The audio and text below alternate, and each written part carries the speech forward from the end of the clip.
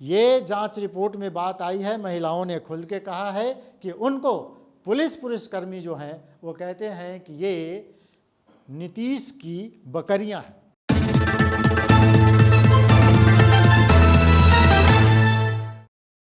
महिलाओं पर फब्तियां कसी जाती हैं, महिला पुलिसकर्मियों पर, चाहे वो हवलदार हों, जमादार हों, पुलिस हों, दरोगा हों, उन सब पर, यहाँ तक कि डीएसपी स्तर की महिलाओं पर भी इस तरह के कमेंट पुलिसकर्मी करते हैं। नमस्कार, मैं हूं रवि रंजन, आप देख रहे हैं विमर्श न्यूज़ लाइव। पटना पुलिस के एक एक्शन से कई सवाल खड़े हुए हैं।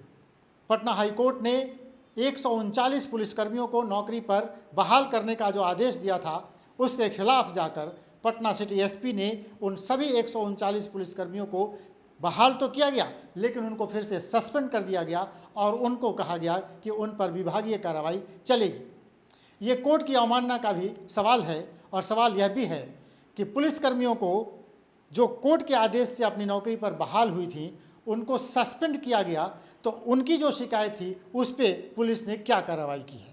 क्षमा करें, पूरा मामला है वर्ष 2018 में पटना पुलिस लाइन में एक हंगामा हुआ और हंगामे के बाद 184 पुलिसकर्मियों को पुलिस ने उनको बर्खास्त कर दिया, नौकरी से बर्खास्त किया और बाद में वो न्याय के लिए हाईकोर्ट जाते हैं और हाईकोर्ट से ये फैसला होता है कि उनको फिर से नौकरी पर बहाल किया जाए, लेकिन पुलिस ने फिर ये अलग से कार्रवाई की और उनको सस्पेंड कर दिया है। मामला यह है कि एक महिला पुलिसकर्मी जो सिवान की रहने वाली थी, सविता कुमारी, जिसने छुट्टी की मांग की थी, उसे गंभीर बीमारी थी, उसे डेंगू हुआ था और छुट्टी उसको दी गई, लेकिन 2-3 दिन के बाद ही ये कहा गया कि आप ड्यूटी पर ज्वाइन करें, नहीं तो आपको नौकरी से निकाल दिया जाएगा। अपनी नौकरी बचाने के लिए उस महिला ने ड्यूटी ज्वाइन कर ली। उसे ड्यूटी ज्वाइन करते ही पटना के बाकरगंज के एक तिराहे पर ट्रैफिक कंट्रोल करने के लिए कड़ी धूप में उसकी ड्यूटी लगा दी गई। वो महिला अपनी ड्यूटी के दौरान फेंट हो जाती है, बेहोश होकर गिर जाती है और अस्पताल जाते जाते उसकी मौत हो जाती है। और उसके बाद पटना पुलिस लाइन में आक्रोशित पुलिसकर्मियों ने, खास तौर पे 100 से ज़्यादा, लगभग 150 से ज़्यादा महिला पुलिसकर्मियों ने अपना आक्रोश जताया। वहाँ हंगामा हुआ, कई गाड़ियों में आग लगा दी गई, पत्रकारों के साथ धक्का मुक्की हुई, मारपीट हुआ और बहुत बड़ा बवाल हुआ। उसके बाद बीएमपी को लाया गया पूरे मामले को कंट्रोल करने के लिए और उसके बाद उन पुलिसकर्मियों पर कार्रवाई हुई, उनको नौकरी से बर्खास्त कर दिया गया। इसी पूरे मामले पर बातचीत करने के लिए एक जांच कमेटी जब बनी, इस पूरे मामले की जांच करने के लिए, उस जांच कमेटी के एक सदस्य अशोक कुमार हमारे साथ मौजूद हैं। हम उनसे बातचीत करेंगे। पूरा मामला ये है कि महिला पुलिसकर्मी, आपको मैं बता दूं कि ये 139 जो लोग हैं, 184 जो जिन लोगों को बर्खास्त किया गया था, उसमें से मात्र 10-12 ही पुलिसकर्मी थे और बाकी सब महिलाएं थीं। महिला पुलिसकर्मियों ने अपनी मांग रखी थी। महिला पुलिसकर्मियों की जो दुर्दशा पुलिस विभाग में है, उसी से जुड़ा हुआ ये पूरा मामला है।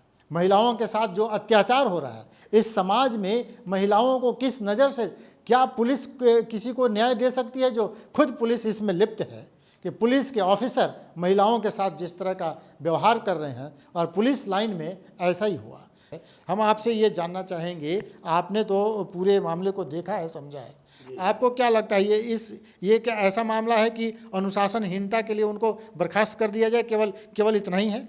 ये हमारे समझ से जो हम जांच टीम के दौरान गए और बर्खास्त लड़कियों से, सिपाही जो थी, उनसे हम लोग मिले थे और हम लोग उस मिलने के दौरान जो बातें सामने आई, उस बातों में हमने ये देखा कि वहाँ का जो माहौल है, वो जो एक डेमोक्रेटिक माहौल जो होना चाहिए देश के अंदर, जो महिला सशक्तिकरण की बात करते हैं, महिलाओं के सम्मान की बात करते हैं, महिलाओं को भी उनके जो अधिकार हैं, उनके अधिकार का जो हनन हो रहा था पुलिस लाइन में, लगातार वहाँ महिला सिपाही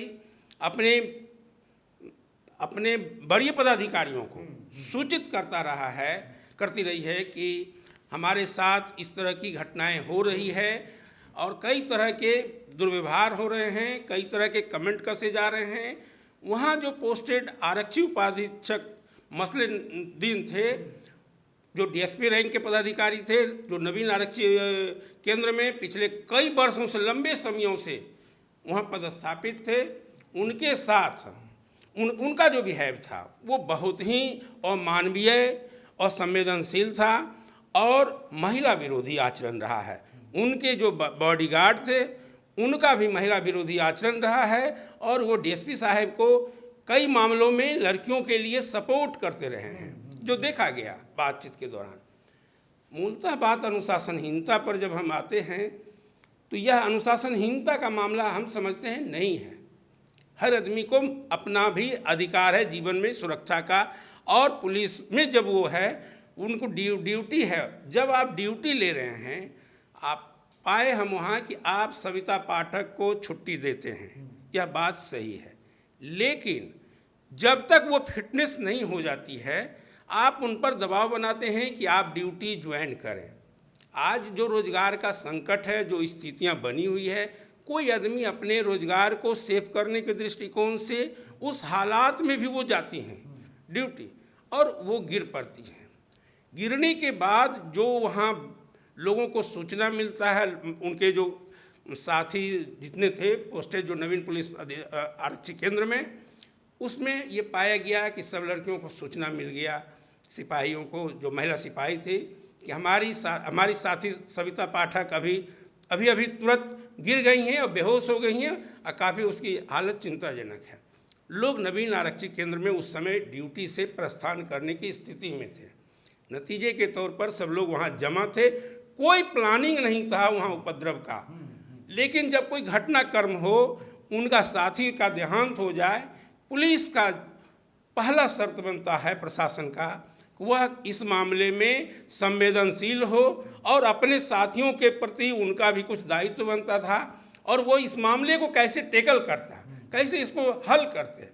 बनिस्बत की वहाँ पर जो विद्रोह की आग पहले से सुलग रहा था, वहाँ पर जो टकराव दिखा, जिसका परिणाम होता है नवीन आरक्षी केंद्र में हंगामा होना। लेकिन सवाल ये है चंद्रवंशी जी से भी कि क्या पुलिस को नहीं सुनना चाहिए था कि हंगामा क्यों हुआ, महिलाओं के में इतना गुस्सा क्यों है, और वो क्या कहना चाहती हैं, और अगर पुलिस ने ये सुना तो उस पर क्या कार्रवाई किया?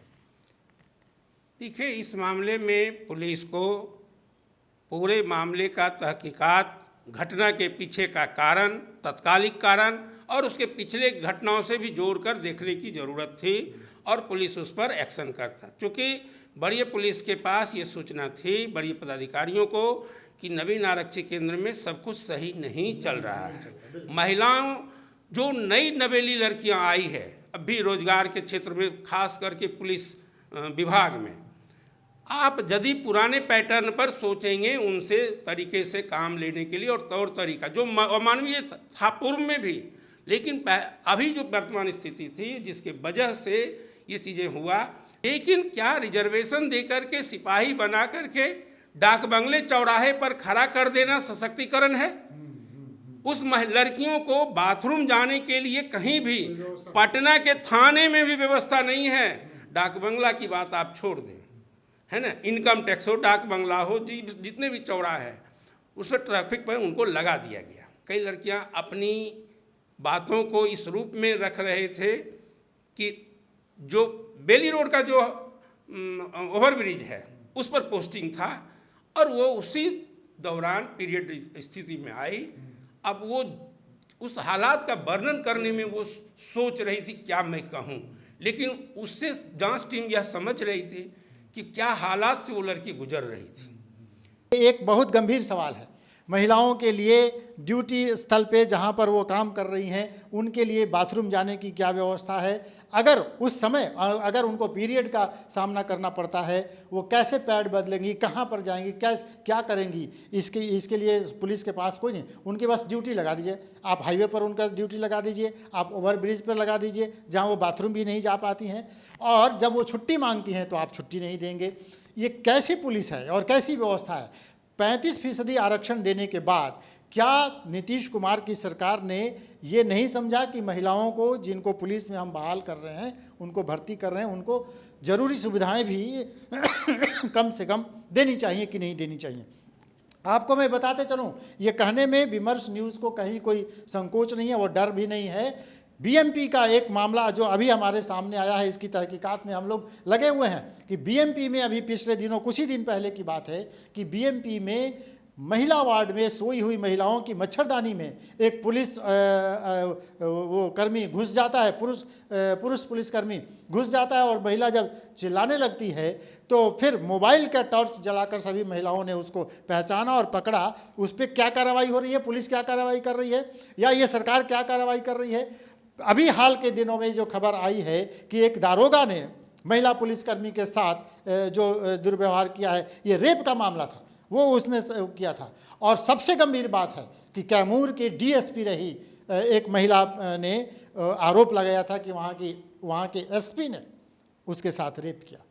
महिलाएं क्या क्या झेल रही हैं, पुलिस लाइन में उनके लिए रहने की क्या व्यवस्था है, उनके लिए आप बाथरूम की व्यवस्था भी आप नहीं कर पा रहे हैं और कहते हैं कि 35% महिलाओं को हमने नौकरी दे दी, उनके लिए आरक्षण कर दिया। सबसे बात जरूरी ये भी है चंद्रवंशी जी कि कोर्ट ने जो आदेश दिया कि इनको आप बहाल करिए, तब तो पुलिस का जो एक्शन है उसी समय वो निरस्त हो जाना चाहिए था। फिर ये अभी जो उनको फिर से सस्पेंड कैसे किया गया?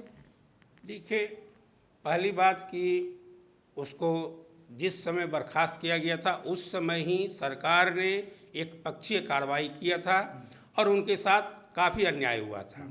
इसमें दो मत नहीं, हम लोग इस निष्कर्ष पर पहुँचे थे और हम लोगों ने उस समय भी तमाम विभागों को, पुलिस विभाग को, मानवाधिकार को, राष्ट्रीय मानवाधिकार को, तमाम विभागों को हमने लिखा था कि इस मामले में हस्तक्षेप की ज़रूरत है, लेकिन इस मामले को पर कोई संज्ञान नहीं लिया। खास करके ये लोग महिला आयोग में भी गई थी, लेकिन महिला आयोग या विभिन्न आयोगों का जो राज्य के अंदर जो आयोग है, वहाँ पॉलिटिकल लोगों का पोस्टिंग होता है, जिसके वजह से वो अपने आका के विपरीत कार्रवाई और अपने आयोग के प्रति निष्ठावान नहीं होते हैं। ये सारे जगहों पर देखा गया है, आयोगों का यही हाल है। वो सरकार के साथ रहते हैं, सरकार में हाँ मिलाते हैं। आयोग का जो कानूनी कार्रवाई है, जो उसके जो फंक्शन है, जो ड्यूटी है, वो नहीं करते हैं।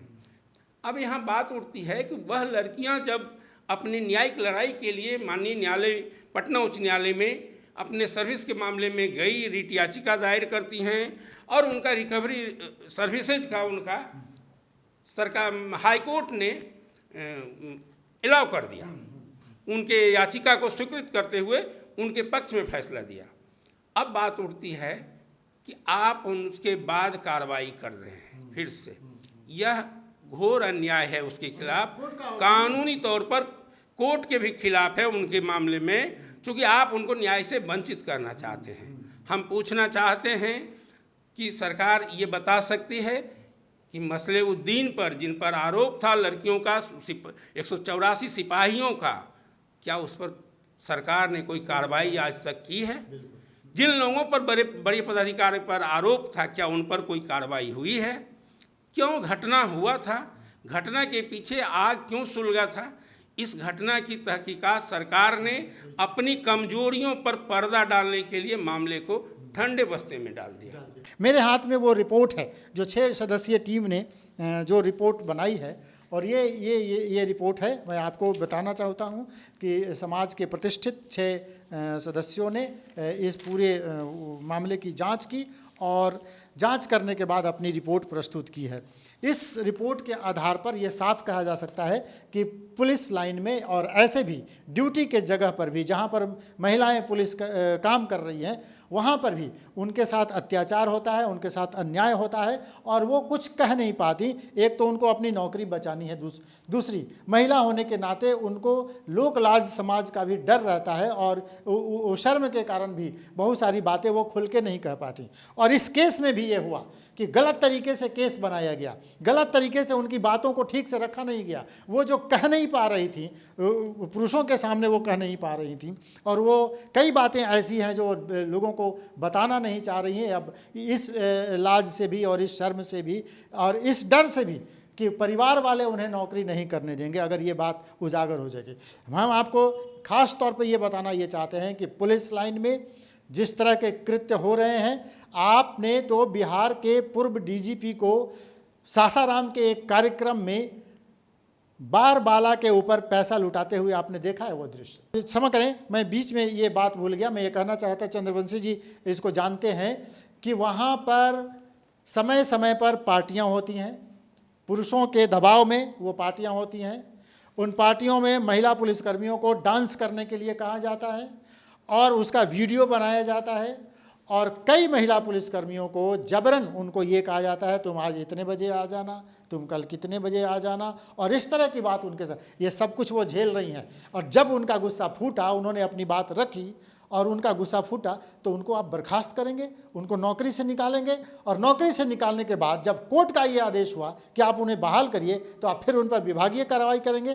कैसी है ये पुलिस, कैसी है ये व्यवस्था। अशोक जी से हम अंतिम कमेंट लेते हुए, आपको क्या लगता है, ये लड़ाई यहीं खत्म हो गई या ये कैसे आगे जाएगी? नहीं, ये लड़ाई तो अब आगे बढ़ेगी और हम लोग भी कोशिश करेंगे इस मामले को आगे ले जाने का, क्योंकि सरकार 2 स्तर पर जब एक बार आप बर्खास्त कर दिए और न्यायिक लड़ाई में वो विजयी उनको मिला है, फैसला उनके पक्ष में गया है, और सरकार दोषी पदाधिकारियों पर कार्रवाई नहीं की, फिर पुनः उसको उल्टे जिन लोगों की नौकरी पिछले 2 साल पर चला गया था उनको पुनः यहाँ पर सस्पेंड कर दिए हैं। यह घोर अन्याय है, ये कानून विरोधी है, और मैं समझता हूँ कि सरकार को इसमें एक्शन लेना चाहिए और उस पर त्वरित कार्रवाई करते हुए उनको सेवा बहाल करने की ज़रूरत है। और उसके साथ साथ पूर्व में जो घटना में लोग संलिप्त रहे पदाधिकारियों, उनकी भी जांच हो, ताकि भविष्य में इस तरह की बिहार में कोई घटना घटित ना हो महिला पुलिस के साथ। चलिए, तो ये अशोक चंद्रवंशी जी ने ये कहा कि ये लड़ाई खत्म नहीं होगी और ये जारी रहेगा आगे भी, लेकिन ये एक बहुत गंभीर सवाल है इस समाज के ऊपर भी, और इस सरकार के लिए भी ये सवाल है कि किस समाज में हम जी रहे हैं, जहां महिलाओं को स्वतंत्र रूप से अपने काम करने की उनको आज़ादी नहीं है और वो घुट घुट कर जी रही हैं, और जब वो अपनी बात कहना चाहती हैं तो उन पे इस तरह की कार्रवाई हो, उनको नौकरी छोड़ना पड़ेगा, उनको घर में बैठना पड़ेगा। ये गंभीर सवाल है, सरकार से भी और समाज से भी। विमर्श न्यूज़ से जुड़े रहिए, देखते रहिए हमारा कार्यक्रम। हमारा ये कार्यक्रम आपको कैसा लगता है, समय समय पर आपने अपने कमेंट बॉक्स में बताकर हमें बताइए। और अभी तक अगर आपने हमारे इस चैनल को सब्सक्राइब नहीं किया है तो इसे सब्सक्राइब ज़रूर करें। लाल बटन जो सब्सक्राइब का है उसे दबाएं और उसके ठीक बगल में बेल आइकन है, बेल आइकन को भी दबाएं। समय समय पर मैं विमर्श न्यूज़ की तरफ से ये कह रहा हूँ कि इस तरह के मसलों को जो अखबार में सुर्खियाँ नहीं बनती, ऐसे मसले जिनको ठंडे बस्ते में दबाने की कोशिश होती है, ऐसे हर सवाल को हम खड़ा करेंगे। बने रहिए, देखते रहिए विमर्श न्यूज़ live.com।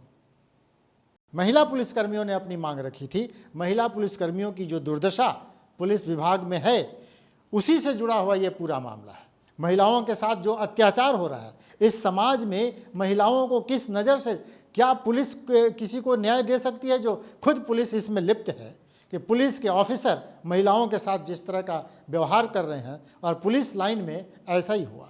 सिवान की रहने वाली एक नई लड़की जो अभी अभी पुलिस में बहाल हुई थी, सविता उसका नाम था, उसकी तबीयत कुछ दिन के लिए ख़राब थी, कुछ दिनों से ख़राब थी। उसने छुट्टी की मांग की, उसे छुट्टी मिली भी। उसको डेंगू हुआ था, डेंगू का वो इलाज करा रही थी, और इसी दौरान उसकी तबीयत जब नहीं ठीक हो रही थी, उसको कमजोरी से उसका पूरा शरीर टूटने लगा, तो उसने छुट्टी बढ़ाने की मांग की। और तब पुलिसकर्मियों ने उस पर दबाव बनाना शुरू किया कि तुम्हें नौकरी करना है तो नौकरी करो, और छुट्टी लेना है तो घर जाओ। अब अपनी नौकरी बचाने के लिए उस लड़की ने, जो अभी अभी पुलिस में बहाल हुई थी, उसने ड्यूटी ज्वाइन कर ली। उस स्थिति में जब उसकी तबीयत बहुत ज़्यादा ख़राब थी, उसको डेंगू हुआ था, और उसको बाकरगंज के तिराहे पर रोड पर खड़ा कर दिया गया। पुलिस ने जो ड्यूटी लगाई, बीच सड़क पर जो ट्रैफिक में कंट्रोल करने के लिए जो ड्यूटी होती है, बाकरगंज तिराहे पर उसको लगा दिया गया। वहीं पर वो लड़की फेंट होती है, बेहोश होती है, गिर जाती है। तबीयत खराब होने के कारण अस्पताल जाते जाते उसकी मौत हो जाती है। उस मौत के बाद आक्रोशित पुलिसकर्मियों ने पुलिस लाइन में हंगामा किया, और उसी हंगामा के बाद 184 पुलिसकर्मियों को, जिसमें अधिकांश महिलाएं थीं, मैं बता दूं 10 से 12 ही पुरुष पुलिसकर्मी थे और बाकी महिलाएं थीं, सबको नौकरी से बर्खास्त कर दिया।